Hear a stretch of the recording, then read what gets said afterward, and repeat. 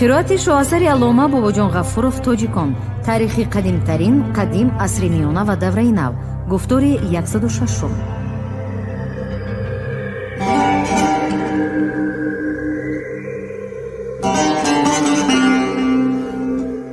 اثری تاجیکان شعله‌ای بود که به صحیفه‌های تاریک و فراموش‌گشته تاریخ ملت تاجیک روشنی انداخته پدیده‌های خودشناسی و افتخار ملی را تکمیل داد.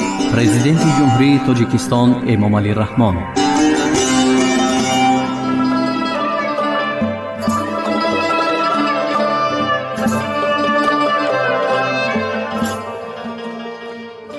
حیات تاجیکان در امارت بخارا و دولت خانی خوقند از میانه‌های عصر 18 تا میانه‌های عصر 19. در کتاب خانیکف و اثرهای دیگر مؤلفان دایر به تاریخ محل‌ها، شهرها و دولت‌های جداگانه آسیای میانه مدرک‌های مهم ذکر یافتند. در عین زمان سیاحان از این سرزمین دستنویسی اثرهای گوناگون تاریخی و ادبی به زبان‌های عربی، تاجیکی و ازبیکی تألیف یافته را نیز با خود می بردند که بعدتر چندی از آنها نشر گردید.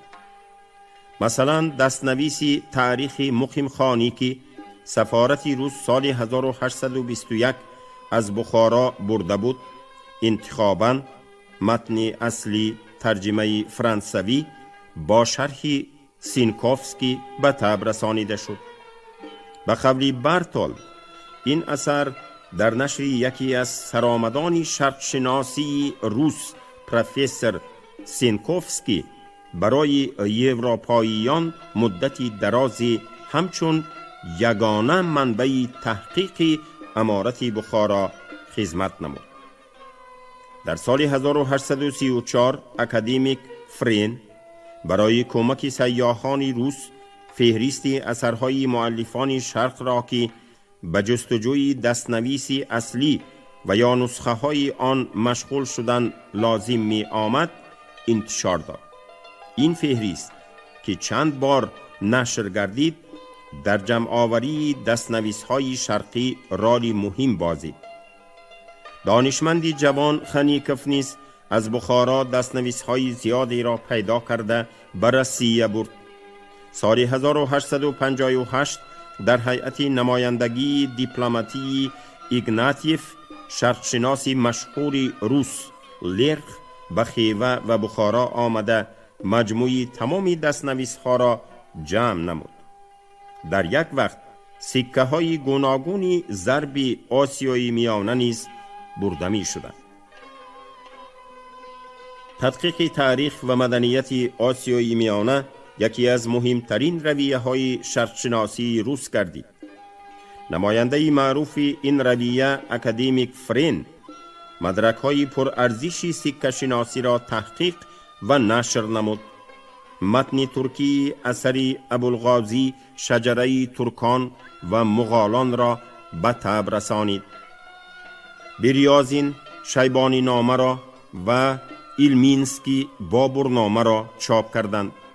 گریگوریف، ویلیامینف زیرنوف، خانیکف بسیار منبع‌های پربهای روسی و محلی را راجع به تاریخ آسیای میانه با شرح و تفسیر خود انتشار نمودند.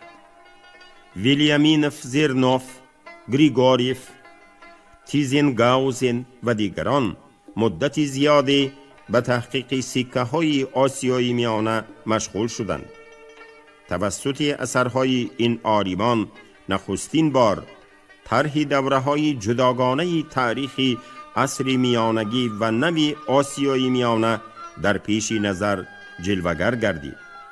بیچورین ایاکینف در آموزش تاریخ باستانی آسیای میانه سهمی بی‌بهایی گذاشت. خلاصه کلام در نیمه اول و میانه های عصر 19 یک زمره دانشمندان روس در ساحه تحقیق تاریخ آسیای میانه کارهای پرثمری انجام دادند. تاجیکان، ازبیکان، قرغیزها، ترکمنها همیشه این عالمان زبردستی روس را که نه فقط در گذاشتن اساسی تدقیقی علمی آسیای میانه بلکه در استوار نمودن دوستی خلقهای آسیای میانه و خلق روس اقداماتی شایسته‌ای کرده اند با حس احترام و سپاسگزاری یاد می کنند. دوره‌ای که ما مورد تدقیق قرار داده ایم یکی از سخت‌ترین دوره‌های تاریخ خلق تاجیک به شمار می رود. در همین دوره بین دولت‌های مختلف تقسیم شدن خلق تاجیک انجام می یابد. با تأسیس دولت افغانستان قسم زیادی تاجیکان که اصلا در خاک افغانستان کنونی اقامت داشتند به طور صنعی از تاجیکان ساکن آسیای میانه جدا کرده شدند. اکثریت تاجیکان آسیای میانه در شهرهای گوناگون امارت بخارا و دولت خانی خوقند، در وادی فرغانه، واحه بخارا و غیره، در ملک‌های نیم مستقلی کوهستانی سرزمین تاجیکستان حاضره، قراتیگین، درواز و خان، شغنان و غیره، مقداری کمی آنها در شهرهای خانیه خیوه و دولت‌های خانی قزاق، اولیاءتا، چیمکین و غیره، در ترکستان در دولت خواجگان قاشقر، خوتن و غیره سکونت داشتند. در شمال هندوستان و خراسانی به ایران گذشته نیز بسیار محل‌های تاجیک نشین موجود بودند. همین طریقه در میانه‌های عصر 19 ولایت‌هایی که تاجیکان و دیگر خلق‌های آسیای میانه مسکون بودند به هر مملکت و دولت‌های خانی پراکنده گردیدند. به سبب سرزدن بحران اقتصادی و سیاسی در آسیای میانه شرایط اجتماعی باز هم بدتر شد. در میانه و 4/3 عصر 18 بحران به نقطه بلندی خود رسید. هرچند بعضی تدبیرهای مرکزیت دهی و یک اندازه بهتر کردن وضع آبیاری که در ابتدا و نیمه اول عصر 19 در 3 دولت امارت بخارا، دولت‌های خانی خوقند و خیوه به عمل آمد، قدر ظهورات شدید این بحران را فرو نشانده باشد هم آن را تماماً از بین بردن نمی توانست. نفوذ نهایت زیادی در بین عامه زبون و گمراه پیدا کرده روحانیان اسلام، خصوصاً شیخان درویشی، به زوال یافتن و پوسیدن نظام فیادالی مساعدت می کرد. چنان که براگینسکی حقانی گفته است، وضع فوق العاده سخت خواجگی و مدنی و حال تباه عامه زحمتکش در میانه عصر 19 نه فقط ظهوری از قهر زوالیابی مدتی عصرها در آسیای میانه دوام داشته می باشد، بلکه در عین زمان ظهوری به خود خاصی ضدیت‌های بین قوه‌های استحصال کننده با وجود هر گونه دشواری‌ها پیشرفته و مناسبت‌های استحصالی اشکال زننده دوره تنزل فیادالیسم است که به خرابشوی قوه‌های استحصال کننده آورده می‌رسانید. عصر 18 در آسیای میانه دوره‌ای در نتیجه بحرانی سختی اجتماعی و خواجگی عقب رفتن قوه‌های استحصال کننده می باشد. در عصر 19 به جنب و جوش در آمدن تمام ساحه‌های اقتصادیات مشاهده می شود که در این بابت رابطه‌های اقتصادی آسیای میانه و روسیه رولی مهم بازیده‌اند. درجه بلند ترقیات کسب و هنر علل خصوص در شهرها اینچنین رونق تجارت نشان می دهد که در سیستم فرماسیای فیادالی آسیای میانه عصر 19 استحصال مال و گردش پول موقع کلانی را اشغال می نمود. در عین زمان قسمی اساسی اهالی دولت‌های آسیای میانه مخصوصاً اهالی کوچی و مقیمی دیهات همانا در شرایط خواجگی صاف ناتورالی و یا نیم ناتورالی زندگی میکرد. تمام سیستم استحصالات و مناسبت‌های اجتماعی اساساً فی‌عدلی بود. بعضی پدیده‌های مناسبت بورژوازی چون این تمایلات به نظر می رسید در این شرایط یگان قدر هم انکشاف یافته نمی توانست. در بالا راجع به کامیابی‌های ساحه استحصالات و تجارت سخن رانده شد. اما بنابر گفته‌های انگلز که کاملاً به آسیای میانه هم تطبیق شونده است، همه این موفقیت‌های استحصالات و معاملات در واقع از روی مفهوم امروزه خاراکتری خیلی محدود داشتند. استحصالات در همان شکلی کرختی صرف استاخانه هنرمندی باقی مانده، بنابراین خودش هم خصوصیت فی‌عدلی‌اش را هنوز نگه می داشت. موفقیت‌های تجارت نیز محدود بودند. مثلا در آسیای میانه تمایل پیدایش بازارهای ولایتی به ظهور می آید، ولی این هم به کلی صورت نمی یابد. لنین خاطر نشان کرده بود فقط در دوره نوی تاریخ روس تخمیناً از عصر 17 همه این گونه ولایت‌ها، قلمروها و کنیاژستواها حقیقتاً به صورت واقعی در یک واحد پیوسته شدند. سبب آن این بود که مبادله در بین ولایت‌ها روز به روز قوت می گرفت. معامله مالی هم آهسته آهسته می افزود. بازارهای خردی محلی در یک بازار عمومی رسیه به هم می آمدند. از بس که راهبران و صاحبان این پروسس کپیتالیستان سوداگر بودند، ایجاد این علاقه های ملی تنها ایجاد علاقه های بورژوازی بود، نه چیزی دیگر. در میانه های عصر 19 این پروسس در آسیای میانه از تشکیل بازارهای محلی و قسماً ولایتی دورتر نرفت. در چنین شرایطی که خواجگی ناتورالی برتری داشت و پراکندگی اقتصادی و سیاسی حکم فرمایی می کرد، با وجود آمدن بازار عمومی در آسیای میانه از امکان بیرون بود. دولت‌های خانی موجودیت خود را همچون دولتی فی‌عدلی نگاه می داشتند. وضعیت دولت‌های خانی آسیای میانه را در نیمه اولی عصر 19 می توان با گفته‌های انگلز توصیف نمود. ولی در همه جا، هم در شهرها و هم در دیهات، مقداری چنین عنصران اهالی که پیش از همه برهم دادن جنگ‌های بی‌معنی پی در پی، بس کردن نزاع و نفاق بین فی‌عدلان و جنگ‌های متصل داخلی که حتی در موردهای به مملکت وارد شدن دشمن اجنبی هم قطع نمی گردید. خاتمه یافتن این حالتی در ظرف تمام دوره عصر میانه همیشه دوام کرده خرابی آوری های دائمی و کاملا بی مقصد را طلب می نمودند زیادتر می شد. حیات تاجیکان در امارت بخارا و دولت خانی خوقند از میانه های عصر 18 تا میانه های عصر 19. مدنیت مادی و معنوی.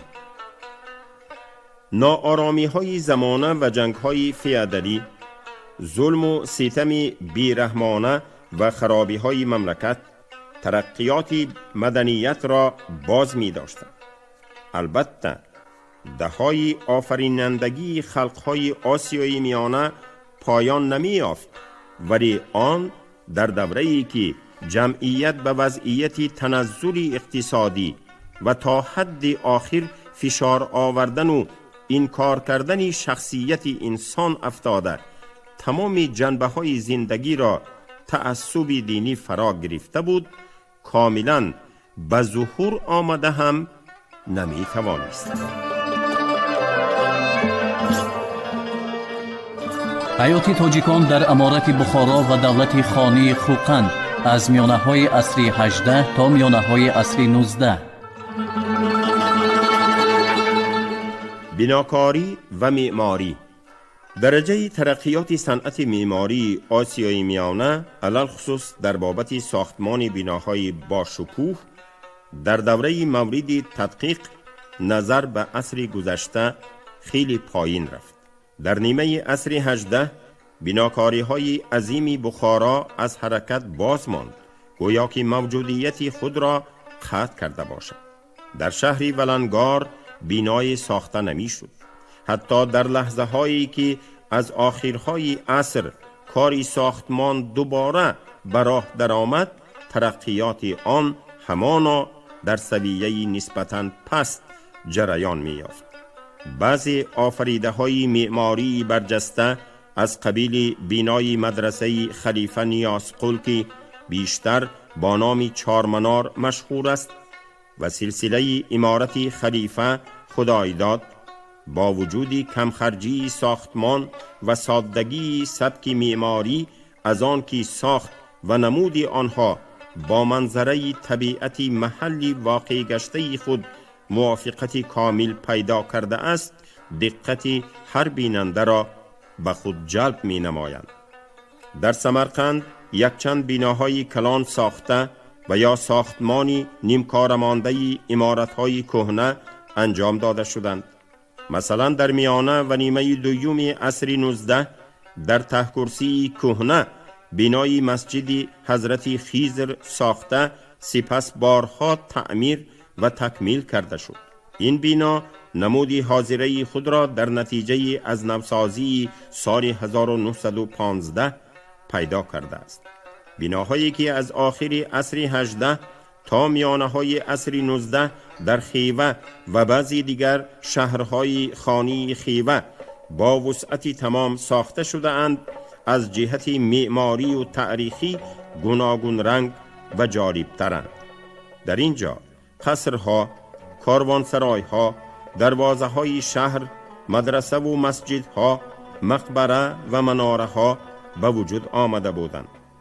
چنانچه قبولگاه سال 1855 در روی حوری کهنه ارک خیوه ساخته شده ایوانی دارد که با ظرافت ستونهایش در تمام ایوانهای آسیای میانه زیباتر می باشد. قصر دو آشیانه تاش حوری 1832 1841 163 خانه، 3 حوری کلان و 5 حوری خرد را در بر می گیرد. این عمارت خیلی کلان و مرکب با یک مهارت فوق العاده ترتیب و تنظیم یافته است. در خانه خوقند نیز بناکاری وسعت زیادی پیدا کرده بود.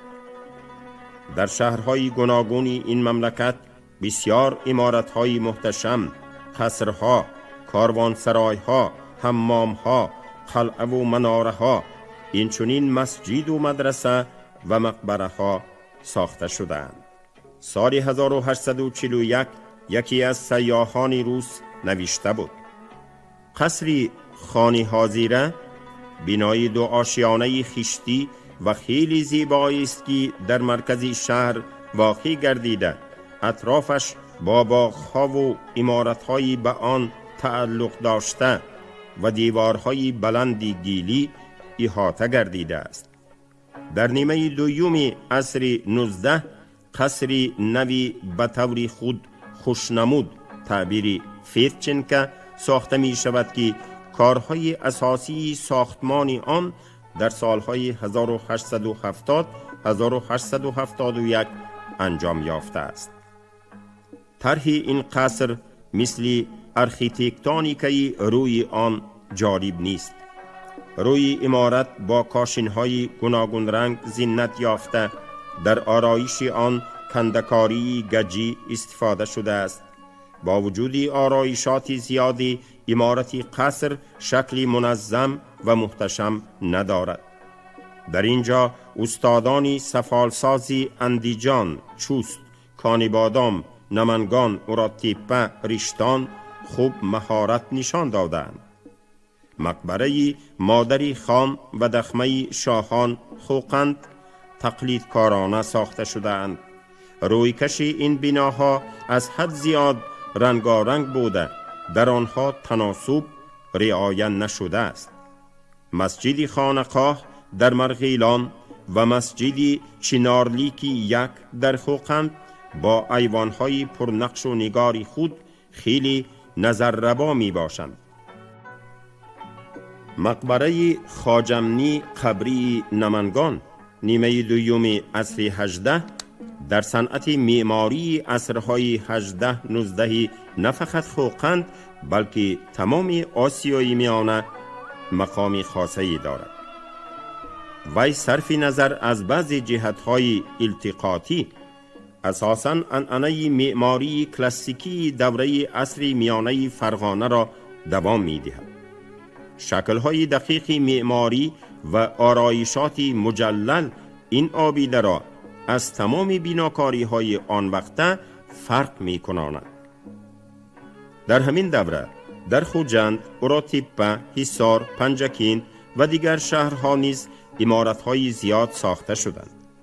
مثلا مسجد چارباغ خوجند با ایوانی بلند و نقش و نگاری زیبای سقف درآمدگاه خود از همین قبیل یادگاری‌های معماری به شمار می‌رود. ولی در بین بیشتر از 200 مسجد و 25 مدرسه خوجند فقط چند تای آنها از جهت معماری مورد توجه می باشند. از یادگاری‌های معماری اوراتیپه بنای مدرسه رستمبیک که متاسفانه تا زمان ما باقی نمانده است قابل قید است. نمای کاشنکاری آن با صورت‌های در پیشتاق عمارت کشیده شده حیوانات اسب یا پلنگ مانندی به مقابل یکدیگر حرکت کننده زیبی مخصوصی پیدا کرده بود. بنای مدرسه 2 آشیانه بوده 49 حجره داشت. در 2 گوشه روی آن 2 منار موجود بود. از ساختمان‌های کلان آن وقته اوراتیپه مدرسه نمازگاه، ایوانی تلاکاری، پایگاه قرارگاه حاکم در بالای مختیپه، حمام و کاروانسرای را که از خشت پخته بنا یافته بودند میتوان ذکر کرد. در همین دوره عمارت‌های ریگستانی حصار، مدرسه نو، مدرسه میر آریم دادخواه پنجکین ساخته شده‌اند. تدقیق همه این یادگاری‌های معماری به چنین خلاصه‌ای می‌آورد که در ساختمان‌های با شکوه آن وقته سویه تکنیکی و معماری و بدیعی خیلی پست گردیده بوده است. اما در بناکاری‌های عمومی منظره تماماً دیگر است.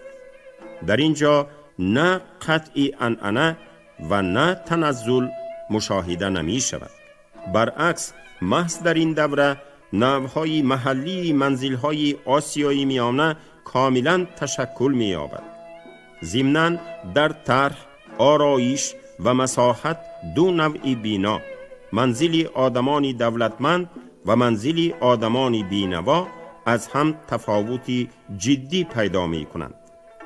4 طرفی منزلگاه با دیوارهای بلند احاطه کرده می شد. به تقاضای اقلیم در هر منزلگاه صحن حولی اهمیتی کلانی داشت، زیرا ساکنان آن اکثری روزهای سال را در زیر سایه درختان و گرد حوض روی حولی می گذراندند. حولی از 2 قسمت عبارت بود: حولی درون و حولی بیرون. در حولی درون خانه های زیست، سیسخانه و غیره جای می گرفتند. گاها حولی مخصوص خواجگی و قطعه باغ هم جدا کرده می شد. همچنین دروازه خانه با دری کندکاری شده نیز به قسم ترکیبی منزلگاه داخل می گردید. اکثراً در پیش خانه ها ایوان می ساختند. بناها نه فقط 1 آشیانه بلکه 2 آشیانه و گاها 3 آشیانه هم بودند. در بناکاری های دیهات حولی و قطعه باغ با دیوارهای بلند گیلی احاطه گردیده رباط و یا قرغان اکثر وقت زیوربندی کرده می شد. بهترین نمونه های چنین منزل ها در سمرقند باقی مانده‌اند. خانه و ایوان ها چنان ساخته می شدند که کس را در تابستان از گرما و در زمستان از سرما محافظت می کردند. خانه زیست غیر از دری اساسی دریچه و تابدان هم داشت که برای روشنایی و تازه کردن هوای خانه خدمت می کرد. در درون خانه برای خوراکپزی آتشدان و موری و برای گرم شدن در فصل زمستان صندلی موجود بود. برای آرایش قسمت داخلی ساختمان تمام نوعهای هنری عملی مردم از قبیل کندکاری، چوب، گچکاری، نقش و نگار و غیره استفاده برده می شد که آن با جهاز خانه هماهنگی تام پیدا می کرد. اما این همه به منزل آدمان دارا متعلق بود. مثلا شخصی دولتمند خوجند کمال جلیلف و حیدر نام بای اراتیپه همین گونه حولی داشتند. مردکارانی که برای آنها خدمت می کردند در کلبه های حقیر، بعضا در زمینکن و تهخانه ها می زیستند. در صورتی که آن همه بیناهای محتشم و آن همه آثار هنری عملی که در بالا ذکر گردید با رنج دستی آنها و برادران هم قسمتشان به وجود آمدند. در شعری که به یک بناکاری گلدستی فرغانه بخشیده شده است گفته می شود که او هم طرحانداز، هم معمار، هم نجار، هم نقاش بود. اتنوگراف ها و متخصصان تاریخ معماری علل خصوص پیسارچیک و رانینه، ریمپل و زاهیدف مکتب معماری خوارزم، بخارا و فرغانه را با تمام نوعهای محلیش، اینچنین منزل‌های از آنها تماما فرق کننده تاجیکان کوهستان را مورد تدقیق همه‌جانبه و خیلی دقیق قرار دادند.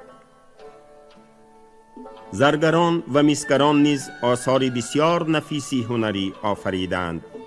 اثرهای شایسته تحسینی کندکاران و حکاکان، بافندگان و دوزندگان، کلالان و سایر هنرمندان زبردست از آن بشارت می دهند که صنعت و هنری خلق در این دوره هم موجودیت خود را دوام داده کامیابی های مهم را نائل گردیده است. تفریقه مالی و اجتماعی چنان که در باب منزل مشاهده گردید به مدنیت مادی نیز نقشی خیلی روشنی خود را گذاشته است.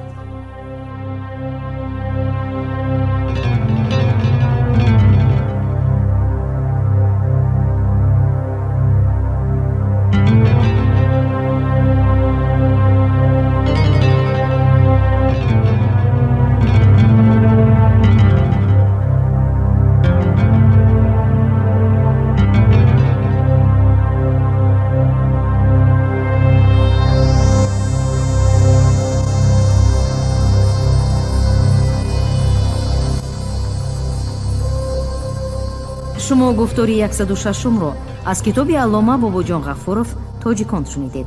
عبدالرشید خوجامقулов خوند. کارگردان شیرعلی نازلی.